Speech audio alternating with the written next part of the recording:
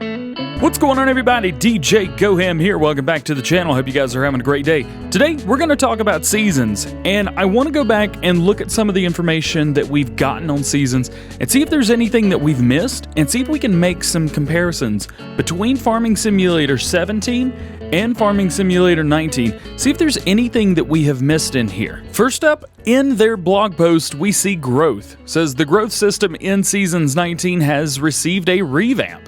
No longer is every year the same, and neither is success predetermined. Look out for bad weather destroying your crops, whether it be frost or droughts. Also, plan a year ahead to keep your fields nutritious using crop rotation.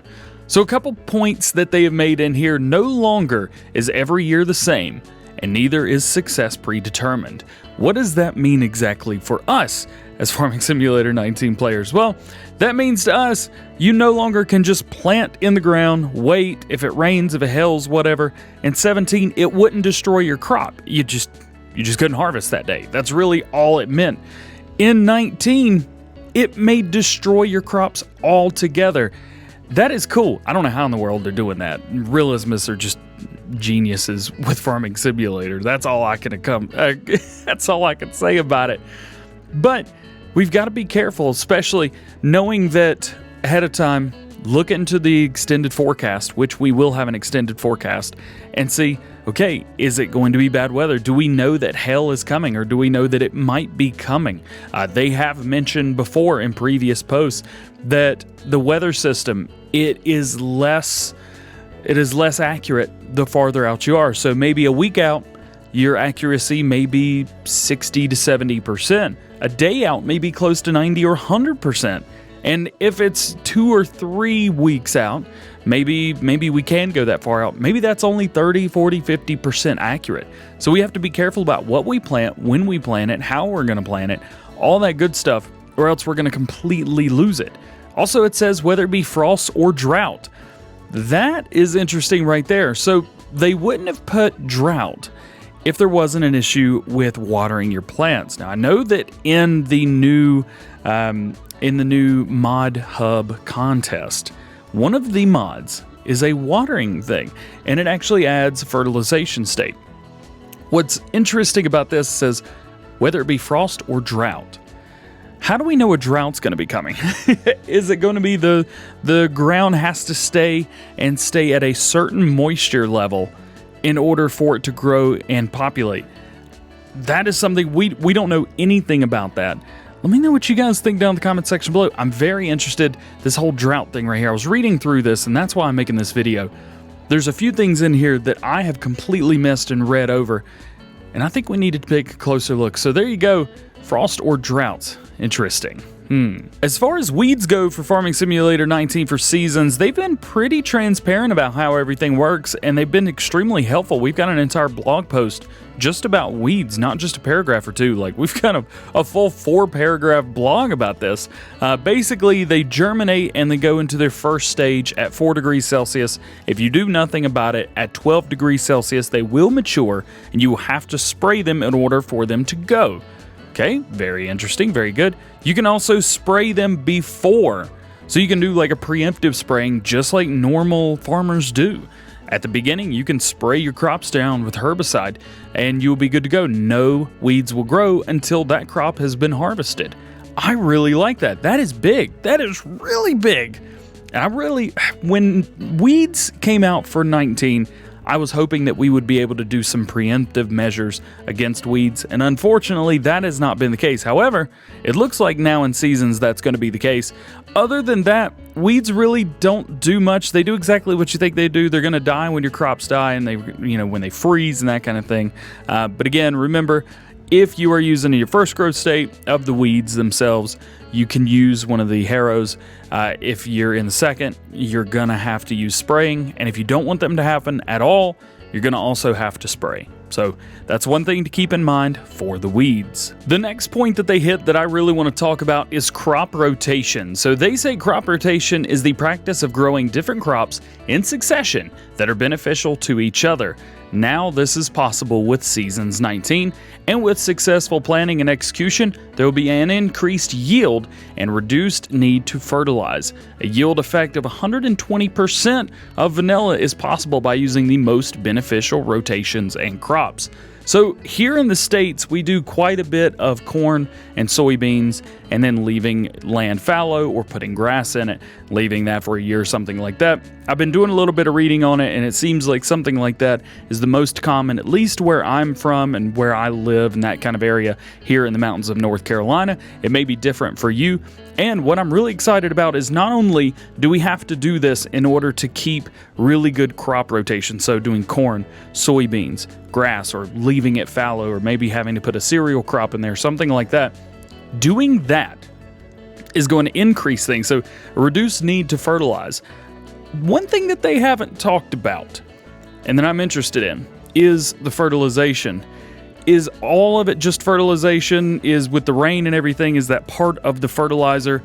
Are we getting back our 3 states of fertilizing? Heck, are we going to get 4 or 5 different states of fertilizing? Or is it just different things that we need to do in order to make it work? It says a yield effect of 120% of vanilla is possible by using the most beneficial rotations and crops.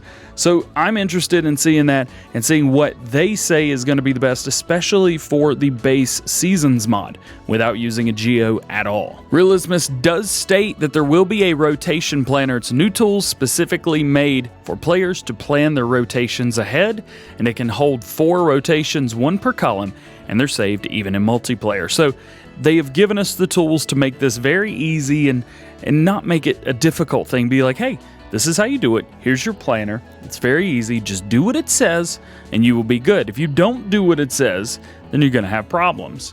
That's what I'm seeing, and I do like that. Another huge part, absolutely massive part about Seasons is the weather. Now, they've said in here that a new cloud system has been integrated with the new weather generation so that you can have rain in the morning, cloud in the afternoon, thunder at night, and probably snow the next day. No one realismus will have snow the next day as well. It says wind speed directions also modeled, so the wind speed is a key attribute to how quickly grass dries. That's very interesting. Also, one big part about this, about the wind in general, it's crazy how in something like Farming Simulator can have things this in-depth just from a mod. It's crazy. Okay, back on track. Wind speed and directions now modeled.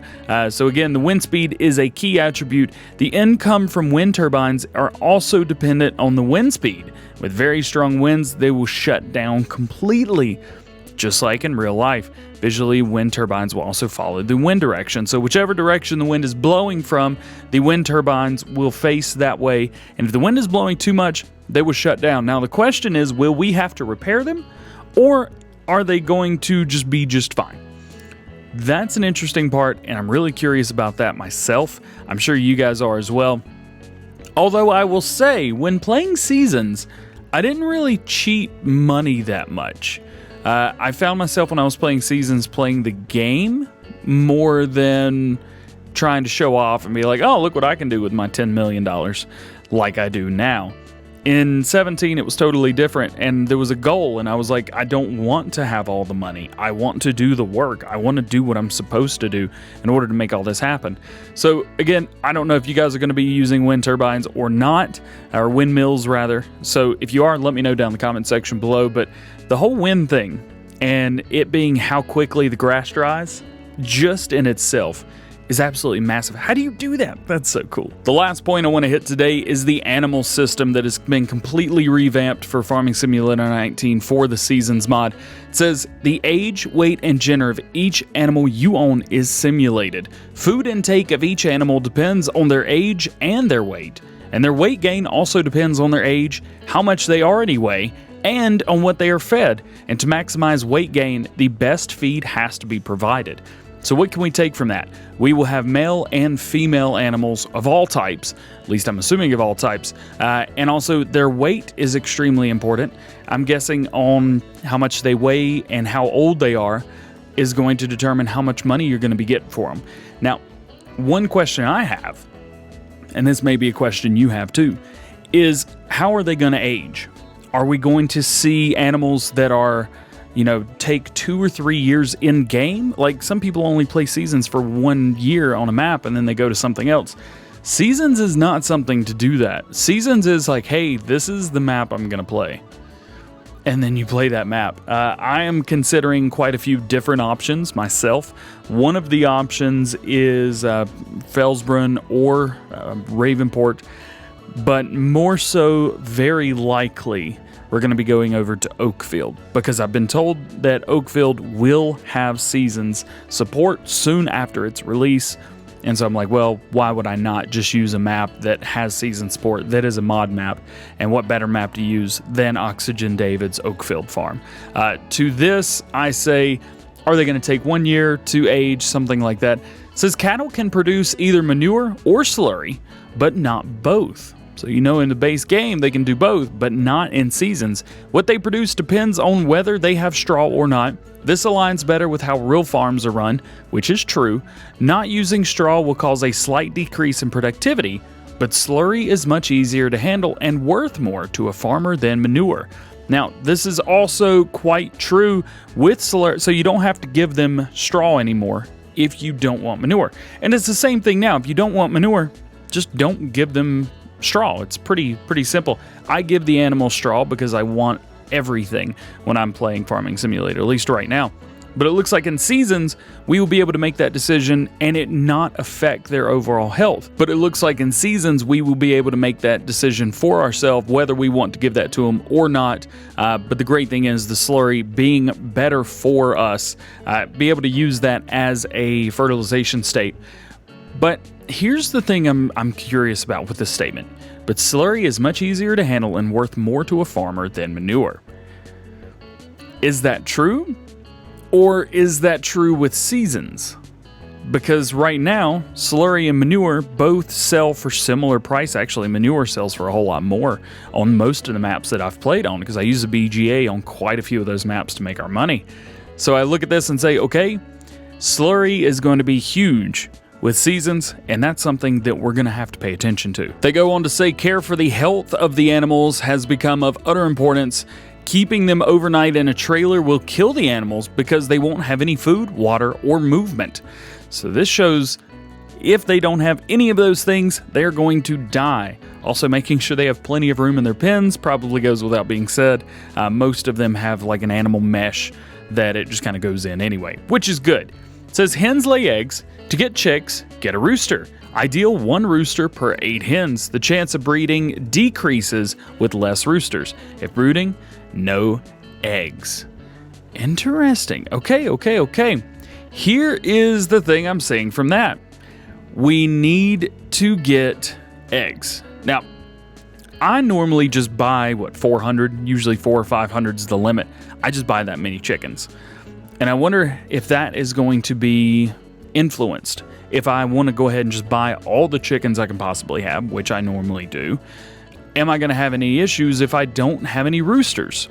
Because I don't want chicks, I just want the eggs. But you get chicks from eggs, so it's interesting. To go on to talk about animal breeds, and more specifically, going on to talk about cows. We have different breeds of cows that are for either milk production or for meat productions. As raising animals for meat production is now possible, as animals gain weight and age, their growth rate decreases, while feed intake generally follows their weight.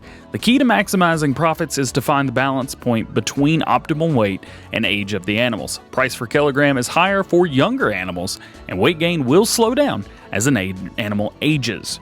Cool. So from that point, we see you get more for a young, fat cow. So go for young and fat cow, sell them, you'll be good to go. That's what I'm seeing from that. The other option here is we can now buy 2-year-old heifers. They're available for purchase. Says their milk output will follow lactation cycles, so the mod assumes that artificial insemination is carried out and that a 14-month gestation cycle is followed by 9-month gestation and 5 months between gestations. Okay, so we don't have to have any male cows. That's what I'm reading from here.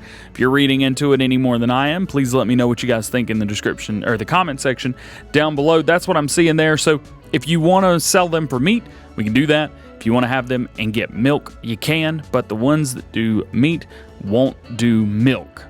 That's what I'm seeing here. As far as horses go, they have completely changed the game with horses. You're basically now a stable owner, and you can bring horses to your farm. You don't have to pay for them, but you do have to take care of them. But you get paid for caring for them, which is, it's interesting, isn't it? I guess it is what it is. You know, I know people that own horses. I know people that work in stables. So it's very, very common for both, at least in the area where I'm at.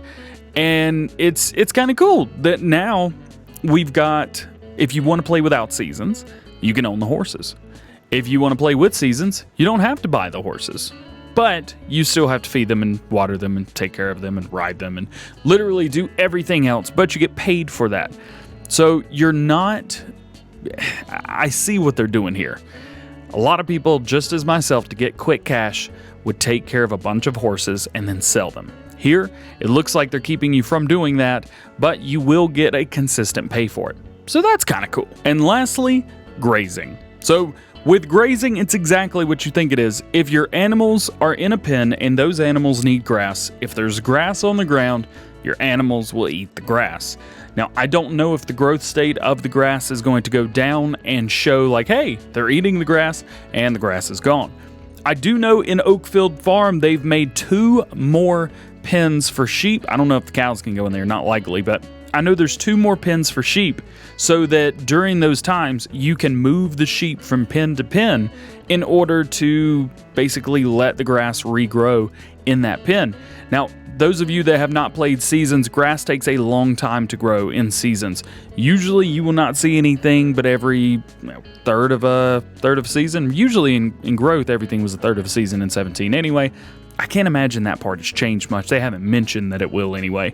So that is interesting. That is really cool. A lot of us, including myself included, have said, hey, the animals are in a grass pen and there's grass in the pen. Why do I still have to give them grass? This is dumb. Now they have fixed that. However, they still have grass so they'll stay alive, but they're not going to be as productive unless you give them something else, basically. Now, sheep, hopefully we don't have to do anything with the sheep. Just give them water and they're good.